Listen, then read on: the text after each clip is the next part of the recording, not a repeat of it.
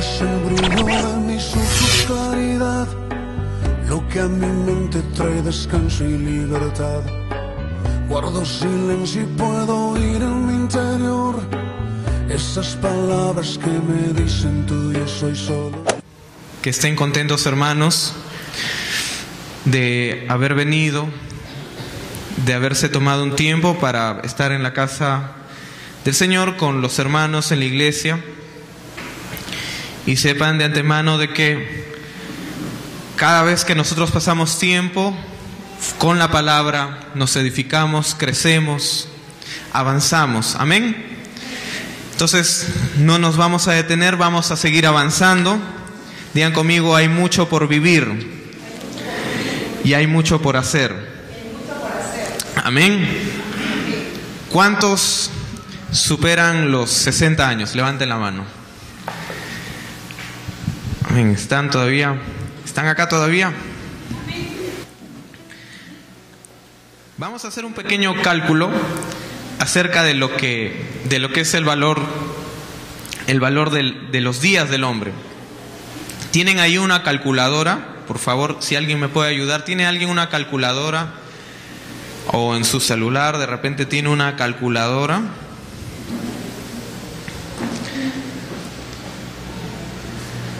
Yo les voy a hacer una pregunta en esta noche. ¿Cuántos años más o menos creen o creemos nosotros que nos queda por vivir acá en la tierra?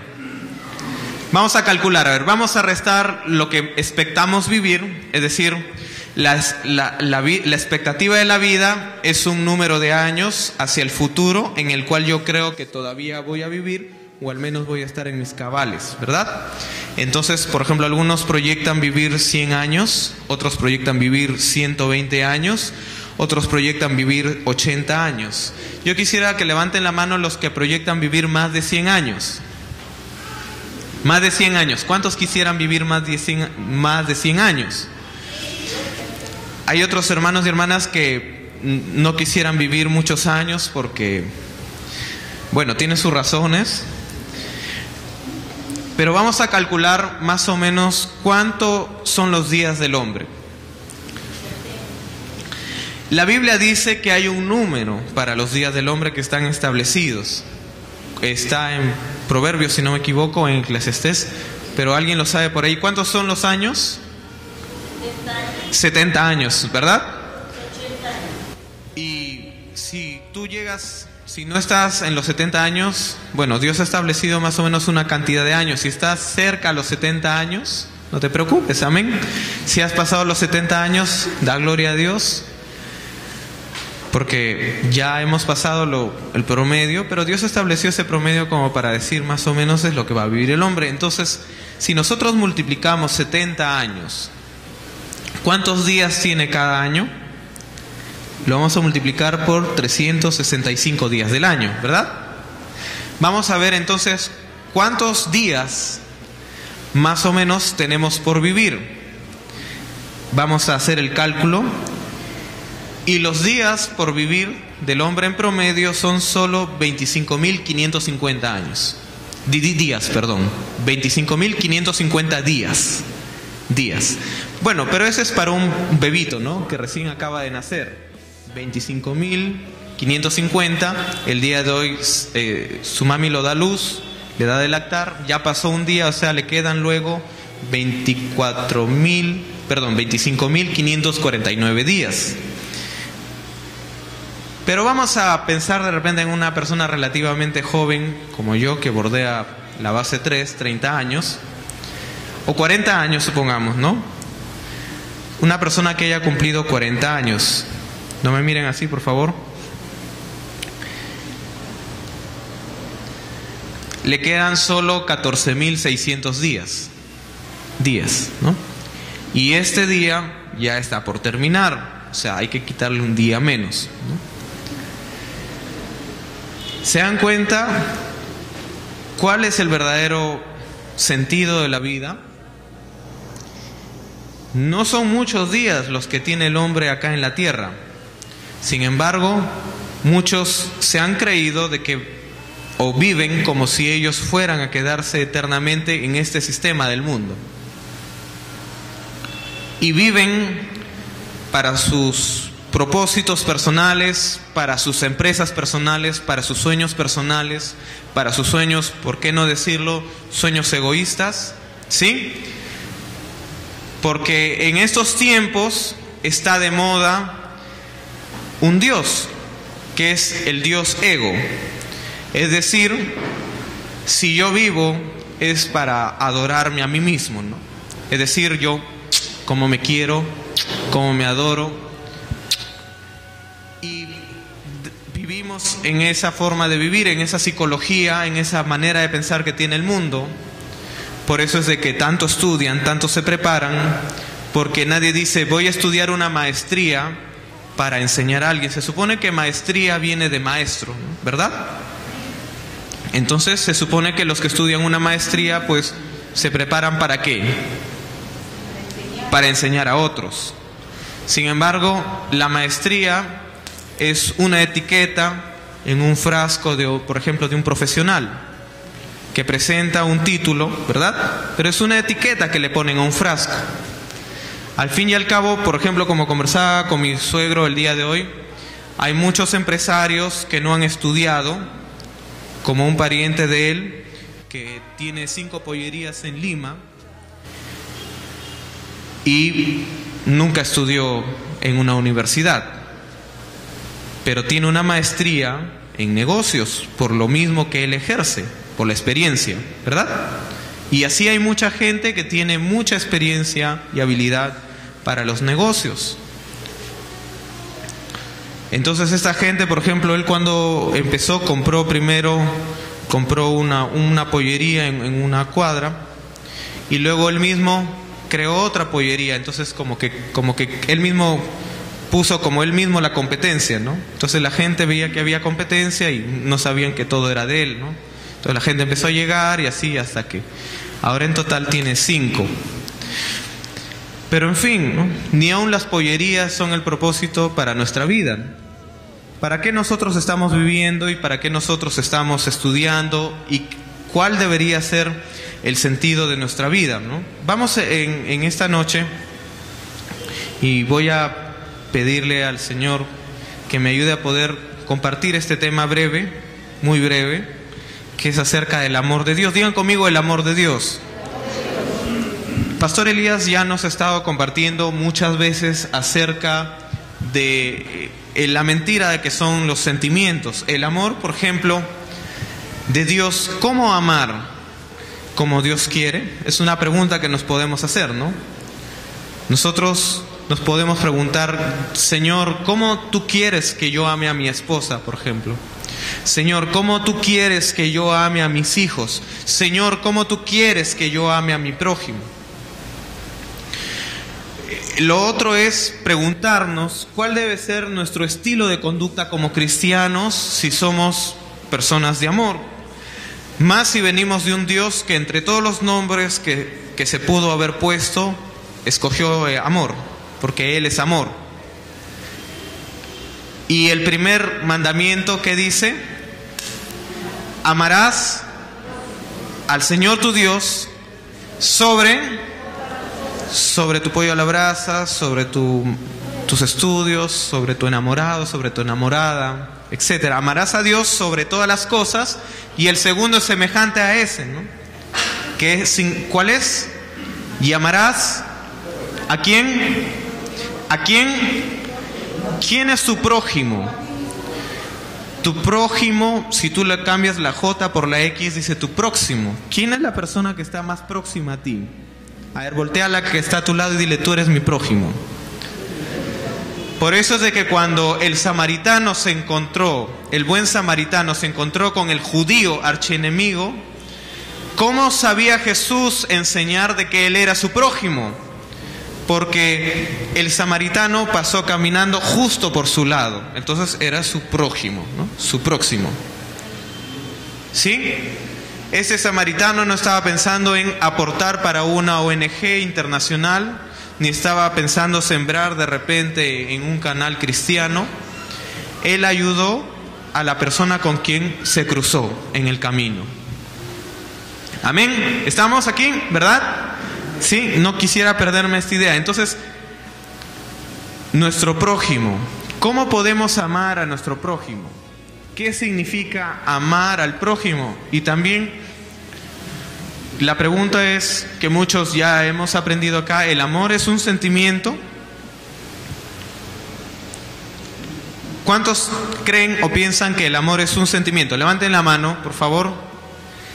¿El amor será un sentimiento? Nos vamos a hacer esa pregunta, ¿verdad? Si el amor es un sentimiento. Amén. Qué bueno que va a ser de bendición esto para muchos. Amén. Otros ya lo sabemos, pero va a ser de mucha bendición. Muy bien, ¿qué tan importante es aprender acerca del amor de Dios, por ejemplo? La palabra de Dios dice que hay 3 cosas que van a permanecer y permanecen hasta el fin del mundo, ¿verdad? ¿Cuáles son? El amor, ¿qué más? La fe, ¿qué más? Y la esperanza. Entonces son 3 cosas. Si lo citamos como está en la palabra en orden, ¿cómo sería? La fe, la esperanza y el amor. Digan conmigo la fe, bien fuerte, la fe. Digan conmigo, yo tengo fe. La esperanza, el amor. Entonces son 3 cosas que van a permanecer, la fe, la esperanza y el amor. Pero el mayor de todos ellos, ¿cuál es? El amor.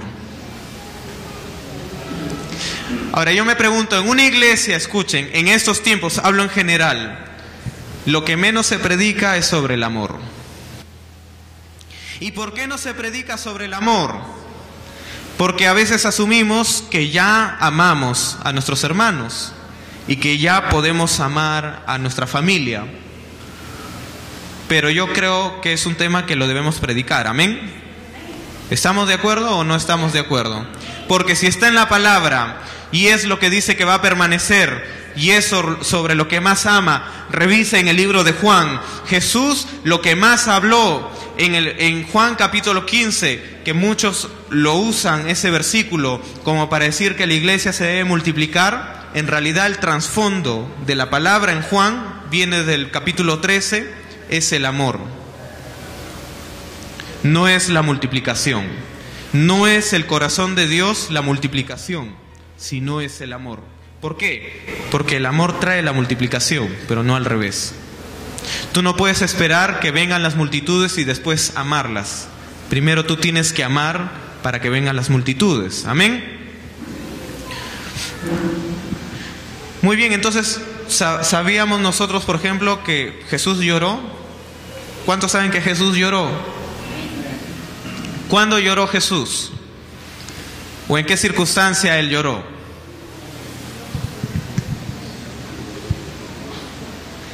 Él lloró por su prójimo, amén. Pero ¿en qué circunstancia Él estaba cuando Él lloró?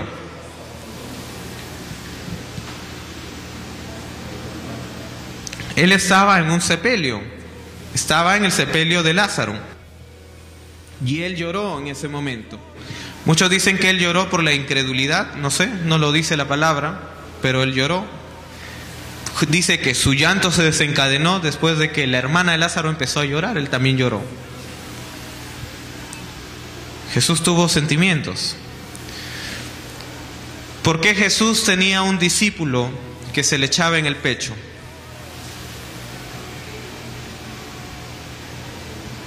¿Cuántos tienen discípulos varones? No hablo hombres, ¿no? De Dios. ¿Cuántos tienen un discípulo que se les echa en el pecho? Claro que si alguien lo hace, dice, ¿qué ha pasado? ¿No?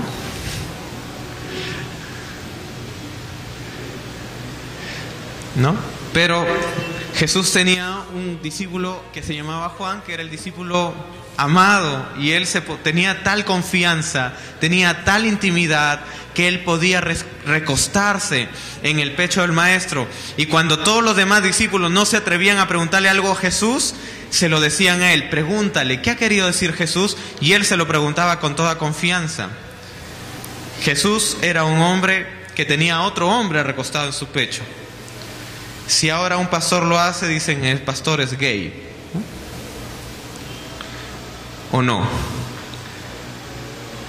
Tenemos que hacernos más preguntas, ¿no? ¿Por qué medio Jesús probó que era obediente a Dios? ¿Lo hizo a través de la fe o lo hizo a través de su cuerpo y de sus sentimientos?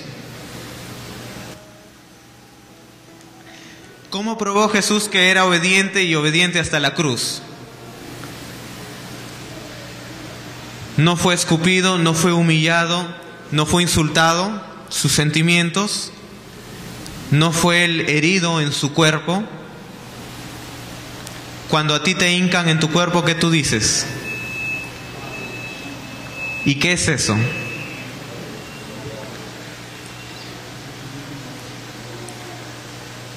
Vamos a leer la palabra en Romanos 12:3.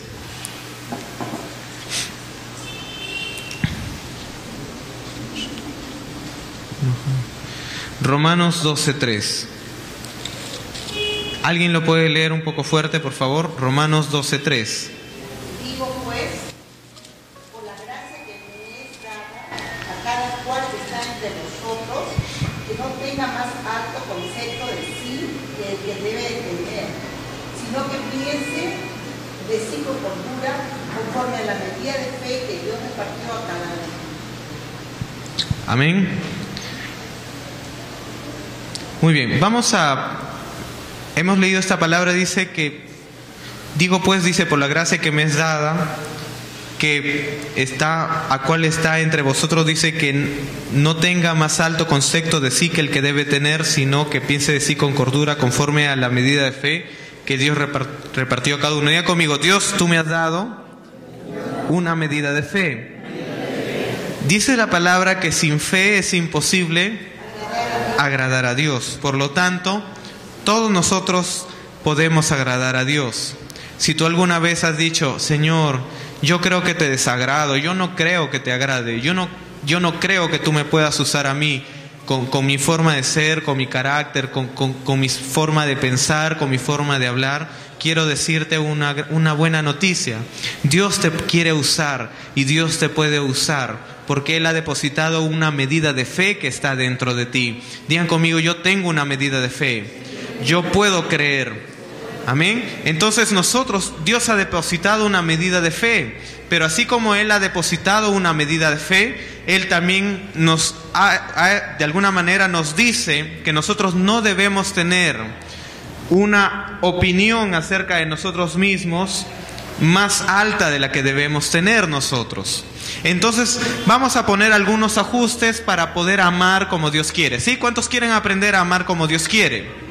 Porque, hermanos, si nosotros no aprendemos a amar como Dios quiere, vamos a amar como el mundo nos enseña. ¿Y cómo nos enseña el mundo a amar? ¿Cómo el mundo, la televisión nos enseña a amar? ¿Cómo nos enseña las películas que nosotros podemos o debemos amar? ¿Acaso no nos enseña que es más importante la parte física de una persona? ¿Acaso no nos enseña que es mejor la parte sexual de la otra persona? ¿Acaso la televisión y el mundo no nos enseña que es mejor la parte que a mí me agrada, ¿no? Y generalmente por eso es de que escuchamos testimonios, ¿no? Y tú, hermano, hermana, ¿con quién te quisieras casar? Yo quisiera que mi esposo sea un varón de Dios, ¿no? Ahí ya le puso la parte espiritual, ¿no? Y quisiera que a mí me lleve el desayuno a la cama, quisiera que me rasque la espalda, ¿no? Quisiera que me compre ropa, etcétera. Y los hombres a veces son peores, ¿no? Hermano, ¿cómo quisieras que sea tu esposa, no? Bueno, en primer lugar, que sea una mujer de Dios, ¿no? Ahí ya le pusieron pintura espiritual. Y luego, bueno, que sea rubia, y si no es rubia, morena, no sé. Y dicen después, ¿no? Que sea fiel, etcétera, ¿no? Pero en el trasfondo, o sea, son puros deseos de uno, ¿no? Dice la palabra que para que nosotros primero podamos amar, o al menos esto es lo que Dios me dio para compartir, es que nosotros primero, si queremos amar como Dios ama, si realmente nosotros abriésemos nuestros ojos a la realidad espiritual, a la realidad de lo que está aconteciendo en estos momentos y de lo que va a venir dentro de muy poco, que está escrito en la palabra, que va a ocurrir, nosotros debemos hacer un ajuste a nuestro ego. Debemos hacer un ajuste a lo que nosotros deseamos. Varones de Dios, hombres, yo les pregunto, ¿saben por qué no hay más hombres en este lugar? En primer lugar, porque hay pocos varones que están predicando a varones. ¿Sabían? Es más fácil predicarle a una chica. Dicen, estoy ganando a una chica para Jesús. Amén por los que sí lo hacen de corazón. Pero yo te pregunto, inténtalo con un hombre. Porque en estos tiempos, por lo general los varones tenemos el ego muy alto. Y habrán escuchado respuestas, no, yo que voy a ir a la iglesia. Y dentro de ellos dicen, no, que voy a estar ahí orando, que voy a estar ahí cantando. No, anda tú, le dicen a la esposa, no, anda tú, no, yo no voy. Mejor si me invitas a mí a jugar vóley a la playa, ahí sí voy. Si me invitas a un partido de fulbito, ahí sí voy. Ustedes no han escuchado que la palabra de Dios dice que si tú eres como un niño, entrarás en el reino de los cielos. Y algunos varones, escuchen, necesitan ser como niños. A veces son aniñados, claro, pero ellos necesitan tener ese corazón de niños. Y así algún día estará tu papá en este lugar, estará tu hermano en este lugar, estará tu vecino en este lugar. Cuando podamos tocar el corazón de esos hombres. Pero el primer paso es pasar tiempo con hombres. Por eso es que ahora yo estoy pasando bastante tiempo con un amigo. Y le dije, tengo una idea, le dijo. Estoy pensando, ¿no? Que él vaya a mi casa con total libertad, como si fuera un familiar. Necesitamos hacer lo que la palabra nos ha llamado a hacer. Y la palabra nos ha llamado a ser discípulos. Amén, como lo compartió el otro día Paul. El Señor demanda que nosotros hagamos la obra. El Señor está demandando que nosotros hagamos lo que Él nos ha llamado a hacer. Que nosotros empecemos a compartir a otros la palabra de Dios. Que nosotros empecemos a hacer lo que realmente Él nos ha pedido que hagamos. Y como hombres de Dios, Él nos ha pedido que compartamos a otros hombres. Usted, hermano, hermana, no se imagina la bendición que es que un hombre esté alabando y adorando a Dios. Ustedes han visto las películas de la guerra. Ustedes saben quiénes van a la guerra. Los varones. Pero en las cosas espirituales están enviando a las mujeres. Y está bien, gloria a Dios. Dios ama a las mujeres. Yo amo a mi esposa.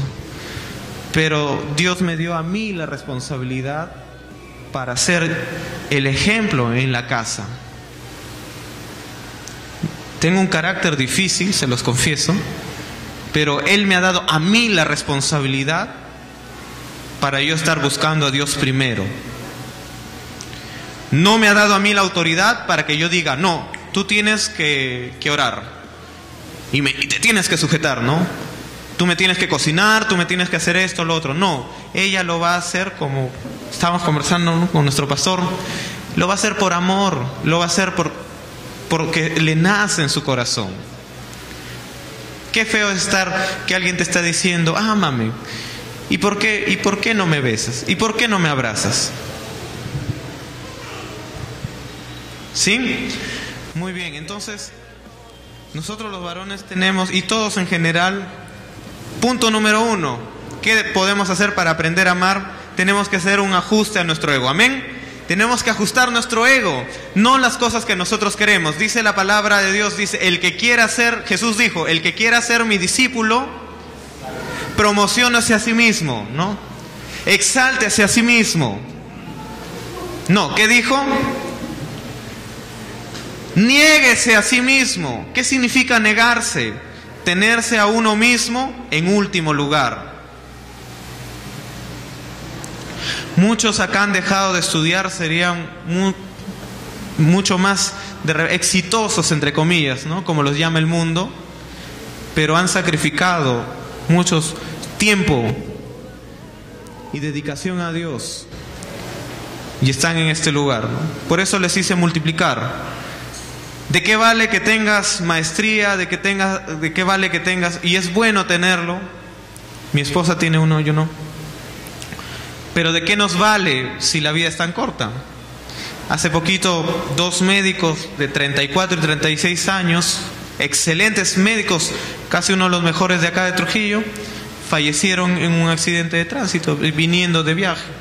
34, 36 años, no hace mucho, bueno, jóvenes todavía en el ejercicio de la medicina, y ya partieron.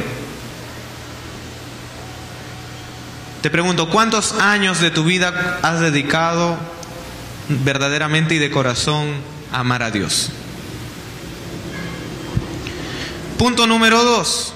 Para poder amar tenemos que hacer un ajuste de nuestras motivaciones. ¿Qué es lo que nos mueve? Una buena pregunta sería, ¿por qué he venido en esta noche a este lugar? He venido porque me ha traído fulano, porque me han rogado para venir. He venido por amor a Dios. He venido porque es lo mínimo que puedo hacer, venir. He venido porque quiero crecer, quiero aprender, quiero agradar a Dios, quiero amarle a Él. ¿Cuál es nuestra motivación? Tenemos que chequear por qué hacemos las cosas, por qué hacemos lo que hacemos. Acá hay una frase, dice, la gente se impresiona por lo que tú obtienes, pero Dios se impresiona por lo que tú dejas. ¿Es verdad? La gente te va a admirar por lo que tú tienes, por lo que obtienes en la vida. ¡Wow! Dicen, ¿no? ¿Y tú has llegado tan lejos? ¿Y estos son todos los títulos que tú tienes? ¿Y estos son todos tus logros? ¿Y estas son todas tus empresas? ¿Y estos son todos tus carros? ¿Y todas estas son tus mujeres? La gente va a admirar lo que otro obtiene. Pero ¿sabes? ¿Quieres saber lo que puede o mueve el corazón de Dios? Es lo que tú dejas. Jesús dejó su trono, dejó su comodidad, dejó la pleitesía total, ¿no?, que le daban, y vino a la tierra y tomó la forma ¿de qué? De un siervo. Por ponerlo en otras palabras, de un sirviente.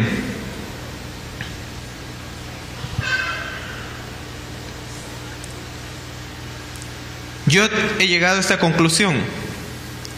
La iglesia no es una empresa, ni la empresa es una iglesia. Te voy a dar la palabra, ¿por qué? Tú no puedes ir a una empresa a estudiar la Biblia allí, a ponerte a orar. Bueno, salvo que estés haciendo tu trabajo y estés orando, amén. Pero no es el lugar que Dios te ha enviado para que tú prediques. Puedes predicar con tu ejemplo, sí. No robes en la empresa. Prepárate, sé el mejor. En lo que esté a tus posibilidades, progresa dentro de un lugar, porque somos bendición, amén. Dios nos ha llamado a ser bendición y a hacer prosperar a las empresas donde nosotros trabajamos. Pero no es el lugar para hacer proselitismo cristiano, porque esa no es la voluntad de Dios. La palabra de Dios dice: sujetaos a vuestros amos como a Cristo. Y si tú quieres ser un buen cristiano, sujétate.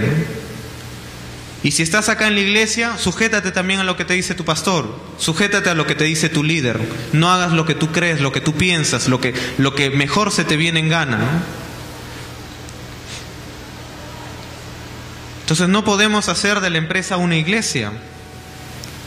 Para eso Dios nos ha dado otro tiempo, ¿no? Para eso no es bueno esclavizarse en un solo lugar. O cambio la palabra, no es bueno esclavizarse en ningún lado, ¿no? ¿Cuántos creen por su empresa? ¿Amén? Pero tampoco la iglesia es una empresa. Vamos a Mateo 20, 25 al 28. Vamos a leer la palabra, hermanos. Mateo 20, 25 al 28.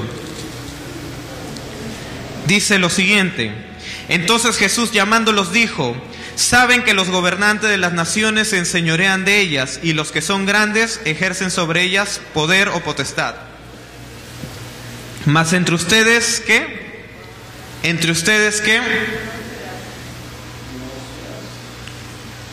La pregunta es, ¿está dando una sugerencia a Jesús? Es una sugerencia, le dice, bueno, le sugiero que si ustedes desean, bueno, entre ustedes no sea así. ¿Cómo le dijo? ¿Entre ustedes qué? No será así, sino que el que quiera hacerse grande entre ustedes, que sea su servidor. Y el que quiere ser primero entre ustedes será su sirviente. ¿Qué es lo que más le ha llamado en estos días la atención al mundo entero? ¿La elección de quién? ¿Por qué? ¿Así quiso Jesús? ¿Ese es el modelo de Jesús?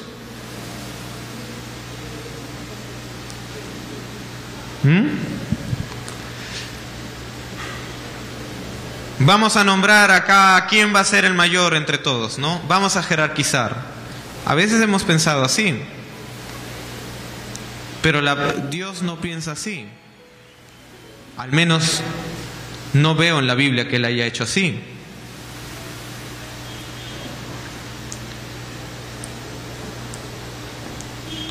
Dile que esto a tu lado, piensa cristiano, piensa.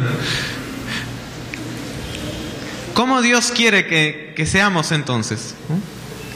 ¿Cómo eran los cristianos en el libro de Hechos? ¿No dice que ellos habían creado una comunidad? ¿Qué significa comunión? Que comparten las mismas cosas. Bueno, eso solo pienso yo, escuchen. Para mí, un nivel mayor a una congregación debería ser una comunidad. ¿Saben qué hay en una comunidad? El modelo bíblico: vendían sus pertenencias y todo lo dedicaban a la obra. Pero ahora es al revés. Existe la obra, pero cada quien guarda sus pertenencias para cada uno, ¿no? Diga conmigo, así no será entre ustedes. El siguiente nivel de la iglesia, yo creo que lo va a hacer en el futuro, será la comunidad. ¿Cómo era? La comunidad. A mí me da mucho gusto que en Arequipa, ¿cómo se llama la iglesia? Comunidad. Porque tienen en común todas las cosas. No podemos crecer ni vamos a crecer como iglesia, pienso, yo les digo, no es esto algo general, mientras no tengamos las cosas en común, mientras no estemos predicando juntos, mientras no estemos orando juntos, mientras no estemos involucrados y apoyando todos la visión. Mateo 6:33 dice: mas buscad primeramente el reino de Dios y su justicia, ¿y qué será añadido? Todo. Y será añadido todo: tu esposo, tu esposa, etcétera, todo. Diga conmigo, todo. Muy bien, y por último, ¿cómo podemos amar como Dios quiere? Ajustándonos a la voluntad de Dios. Vamos a 2 de Pedro 5:9.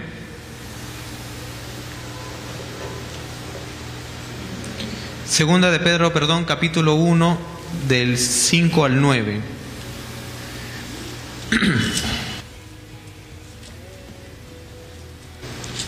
Segunda de Pedro 1, del 5 al 9, dice lo siguiente, les espero, ¿sí? ¿Están todos? ¿Llegaron? ¿Sí? A Segunda de Pedro 5, 9, digan conmigo amén si llegaron. Digan yupi si llegaron. Llegaron, muy bien. Dice: ustedes también, poniendo toda diligencia en esto mismo, añadan a su fe. ¿Cuántos tienen fe? Amén. No te quedes en esa fe, le agradas a Dios, pero ¿qué tienes que añadir? Virtudes. Luego, conocimiento. luego dominio propio, y luego sigues construyendo. ¿Qué viene? Paciencia. Había una prédica muy bonita de la paciencia, ¿no? También, ¿no? Paciencia, conmigo, paciencia. Y en la paciencia, piedad. Algunas de estas palabras son desconocidas para nosotros. Piedad, ¿no? A piedad sigue, sí. ¿Qué más sigue hacia arriba, no? ¿Qué más? Afecto fraternal. Ahí está el amor fraterno. Y al afecto fraternal, ¿qué más? Amor. Digan conmigo, amor. Dice, porque si estas cosas están en ustedes y abundan, digan conmigo, abundan, abundancia, no les dejarán estar ociosos ni sin fruto. ¿Cuántos quieren fruto? Mucho fruto. ¿Cómo se puede tener fruto? ¿Mediante qué? Acá está en la palabra. El amor.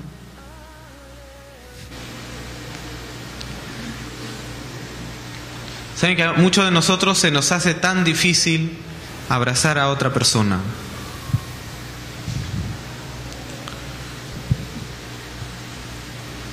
¿Sí? Algunos no se les hace nada difícil abrazar a alguien, pero a veces lo hacen con malicia, ¿no? Pero por lo general yo crecí sin afecto, ¿no? No sin afecto natural, no, sino sin mucho afecto, ¿no? Les confieso algo, se me es difícil a veces abrazar a un amigo. Con las justas a mis sobrinos. No sé si tú te sientes identificado también conmigo, ¿no? Pero nos faltan esos detalles. Yo les decía que Jesús tenía un discípulo que se le recostaba en el pecho, ¿no? Al pastor, ¿no? Al pastor de pastores, ¿no? A veces nos es tan difícil tener gestos de afecto porque somos duros, roca, ¿no? Como piedra. Hombres que ni siquiera a sus hijas les pueden decir, hija, un abrazo, te amo, un abrazo, que tengas un bonito día. A veces ni entre nosotros, por último, nos damos un abrazo fraternal.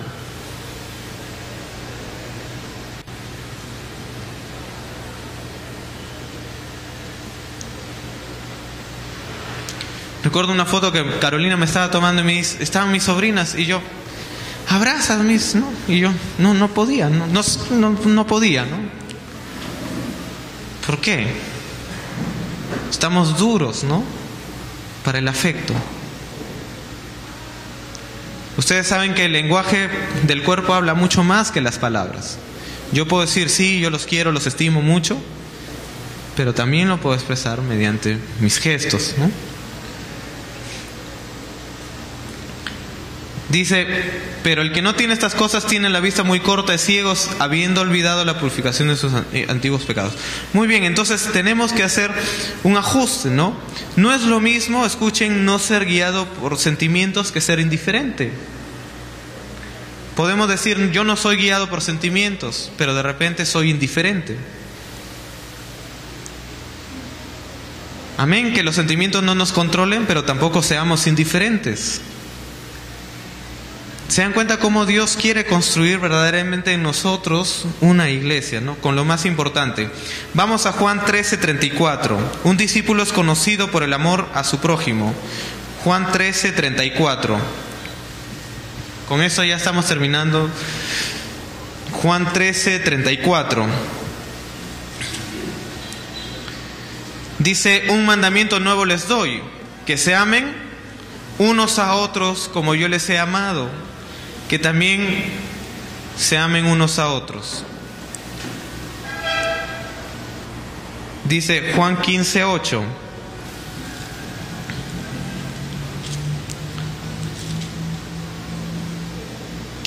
Dice, en esto he glorificado a mi Padre, en que llevéis mucho fruto y seáis así mis discípulos. Hay una palabra que dice, en eso les conocerán. Claro, ¿dónde estamos? Muy bien. 35, dice, en esto conocerán todos que son mis discípulos, si tienen amor los unos con los otros. ¿Cómo van a saber que somos cristianos? O sea, ¿cómo dice la palabra realmente que conocerán que somos discípulos de Jesús? ¿Por la fe?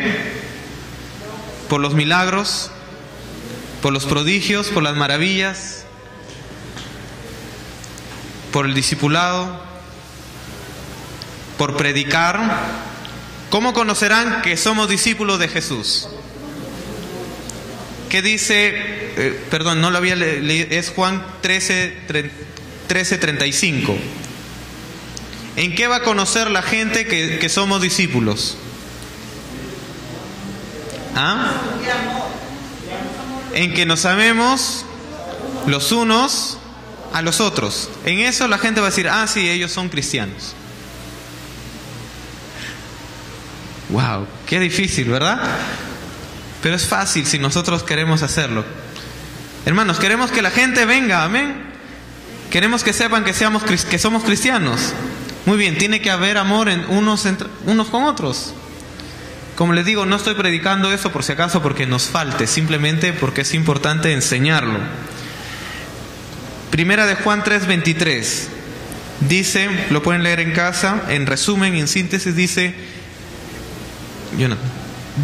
el que permanece en el amor, permanece en Dios y Dios en él. Primera de Juan 3:23.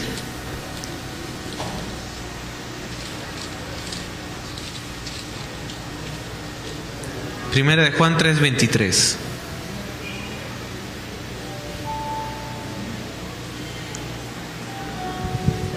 Primera de Juan 3:23.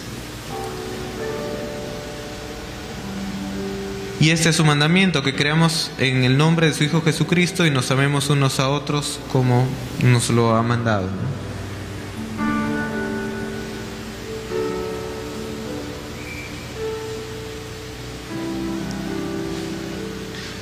Esta prédica no es para que salten, ¿no? Pero es del corazón de Dios.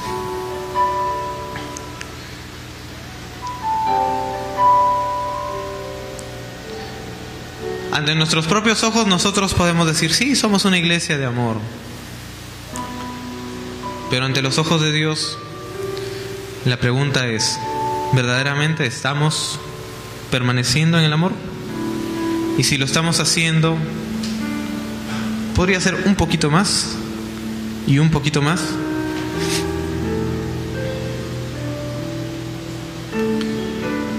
En estos días había estado viendo unos videos en la India. No sé cuántos han visto ese video de la persecución cristiana. Sí, vienen los mismos vecinos de un grupo de gente y empiezan a agarrarlos a palos, ¿no? Por ser cristianos.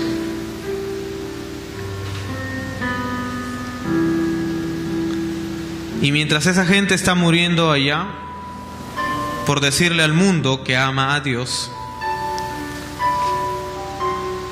nosotros todavía estamos disfrutando de paz, ¿no? En nuestro país.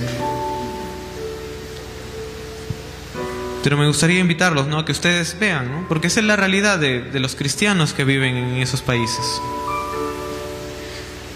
Había visto también un testimonio de una chica en Corea,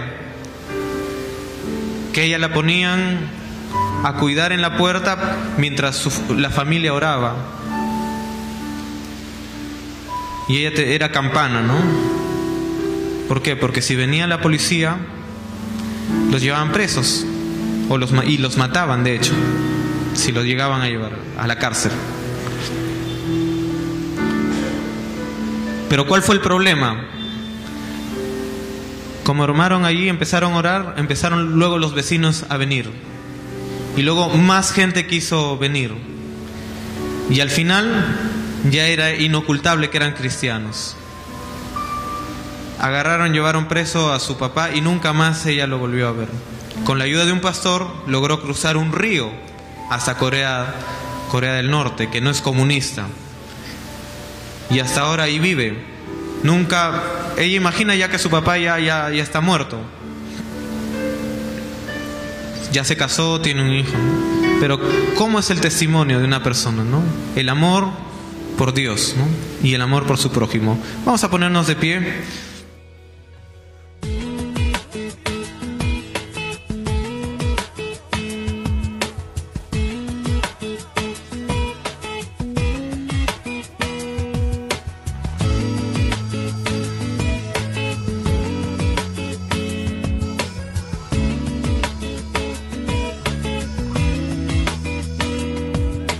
No quiero perder las cosas que me quedan por hacer, las cosas que me quedan por vivir en ti.